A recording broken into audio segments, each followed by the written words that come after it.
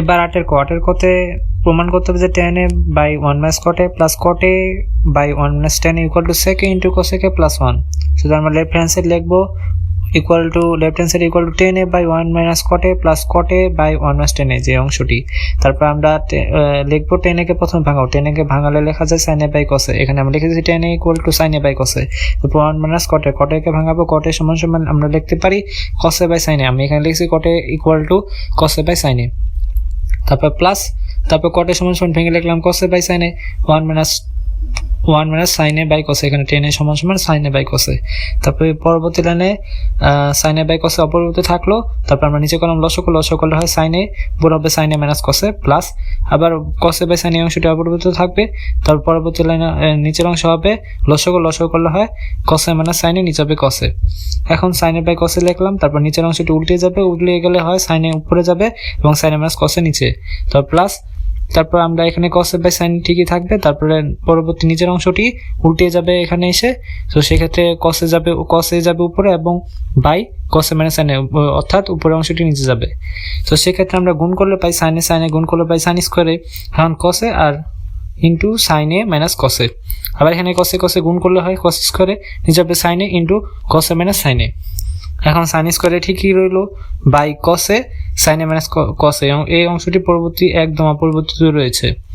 তো plus cos স্কয়ারে by sin a, এখানে একটি অংশ হচ্ছে মাইনাসটা আমি আগে লিখেছি, মাইনাস কমন নিয়ে sin a আগে লিখলাম, সেক্ষেত্রে sin এর সামনে ছিল মাইনাস কমন নেওয়ার কারণে এখানে হয়েছে প্লাস, আর cos a ছিল প্লাস, সেক্ষেত্রে মাইনাস কমন নেওয়ার কারণে এটা হয়ে গেছে মাইনাস।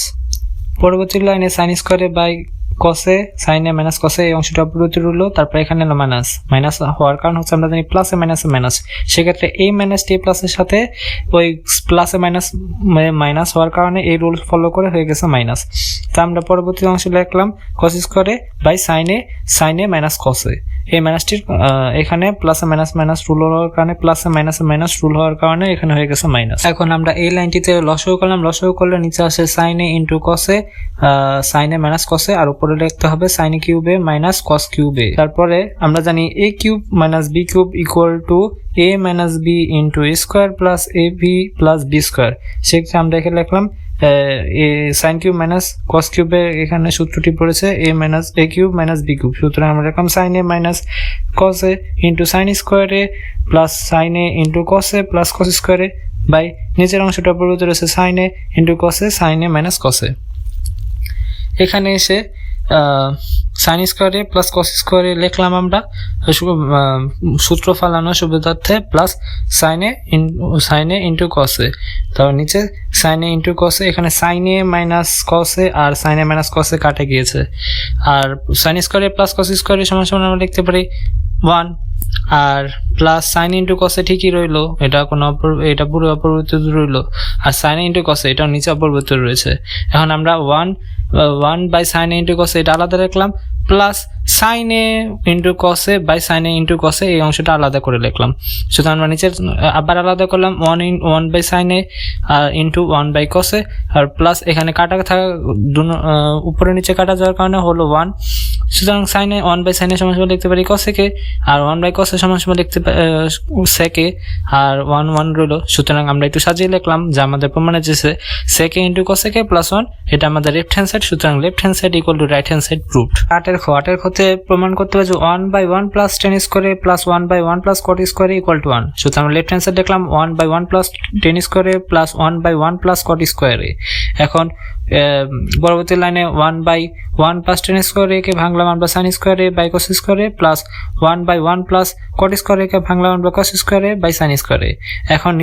এখন পরবর্তী লাইনে 1 বাই নিচে হবে লসাগু করলে হয় cos স্কয়ারে প্লাস sin স্কয়ারে বাই cos স্কয়ারে প্লাস 1 বাই আবার নিচে লসাগু করতে হবে, সুতরাং আমরা লিখতে পারি sin স্কয়ারে প্লাস cos স্কয়ারে বাই sin স্কয়ারে।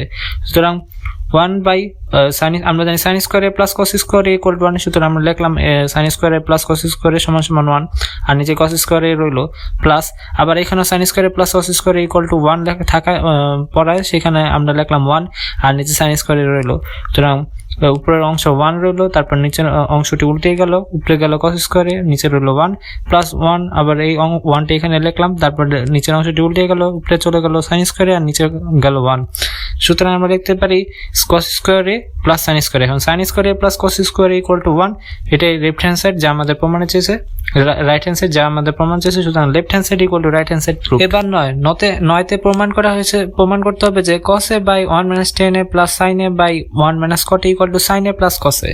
আমরা লিখলাম left hand side equal to cos a by 1 minus tan a plus sin a by 1 minus cot a। আমরা পরবর্তী লাইনে লিখব cos a পরবর্তী থাকবে, নিচে লিখবো 1 মাইনাস tan a কে আমরা ভাঙবো, tan a কে ভাঙলে আমরা পাই sin a plus sin a by cos a, তারপর প্লাস sin a এখানে আবার ঠিক রইলো। পরবর্তী লাইন আমরা নিচে লিখবো 1 মাইনাস cot a কে ভাঙাবো, cot a কে ভাঙালে পাই cos a by sin a। এখন cos a উপরে ঠিকই রইলো, নিচে আমরা লসাগু করলাম আমরা পাই cos a minus sin a by cos a plus, আবার sin a এখানে ঠিক রয়েছে, নিচে লিখলাম sin a minus cos a এখানে, অর্থাৎ লসাগু করলাম আমরা পাই sin a minus cos a by sin a। সুতরাং সেই ক্ষেত্রে আমরা পরবর্তী লাইনে cos a ঠিক থাকবে আর cos a উপরে চলে যাবে। আমি এখানে সংক্ষেপে লিখেছি, যা করলে হবে cos square by cos a minus sin a, আবার প্লাস, আবার ওই sin a ঠিক থাকবে আর সংক্ষিপ্ত নিয়মে করেছি, সুতরাং উপরে সাইনটা চলে যাবে, সেক্ষেত্রে হবে sin square by sin a minus cos a।